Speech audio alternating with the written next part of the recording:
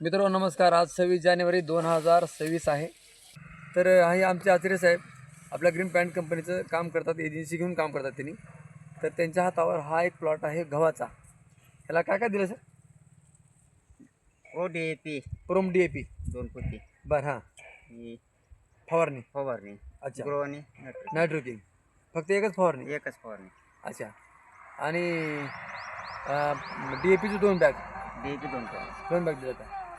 बरं, मग आता शेतकऱ्याचं काय म्हणणं आहे? शेतकरी एक खुश आहे, एक नंबर मध्ये. चांगले आहेत ना प्रोडक्ट हे? स्प्रे पण घेतले का? बरं बरं बरं बरं. अच्छा, एकच घेतलाय. मस्त वाढ झाल्या, कुठल्या बिमार नाही, काय नाही आहे का? काय नाही. अच्छा, फ्रेश आहे ना.